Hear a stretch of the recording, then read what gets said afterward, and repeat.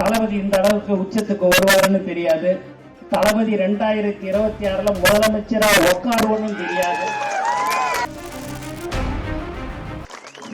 ஒரே ஒரு ஒத்த ரூபாங்க, ஒரே ஒரு ஒத்த ரூபாய் அந்த 15 லட்சம் பேர் கூடுறதுக்கு ஒரே ரூபாய் கொடுக்காம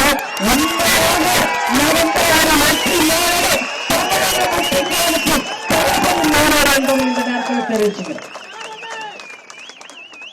எனக்கு நான் 1 மாசம் 1.5 மாசம் இங்க நான் தங்கியிருந்தேங்க.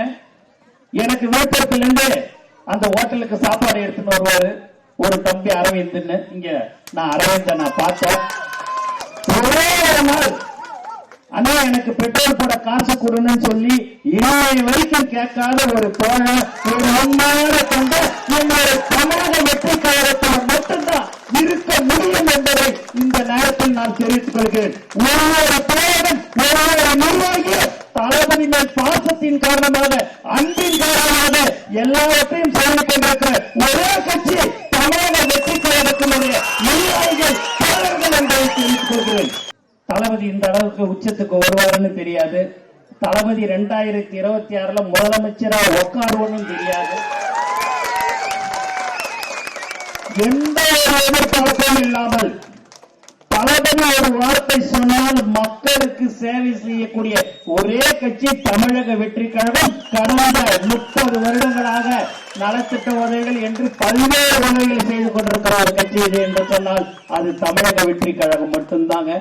விலையில்லா விருந்தகம் பல்வேறு மாவட்டங்களில் 27 மாவட்டங்களில் நடைபெற்றுக் கொண்டிருக்கிறது.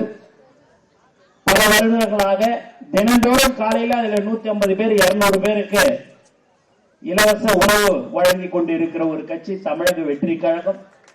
இங்கே தளபதி பயிலகம் இங்கே நடைபெற்றுக் கொண்டிருக்கிறது. ரமேஷுடைய மனைவி அவர்கள் இந்த பயிலகத்தை நடத்தி கொண்டிருக்கிறார்கள். அந்த இடத்தை இப்ப நான் வரும்பொழுதுதான் பார்த்து கொண்டிருந்தேன். இந்த இடத்துக்கு நான் வந்திருக்கிறேன்.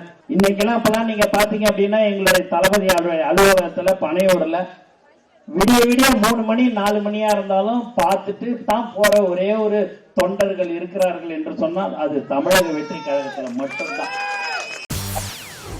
செய்திகளை உடனுக்குடன் தெரிந்து கொள்ள உடனே சப்ஸ்கிரைப் பண்ணுங்க.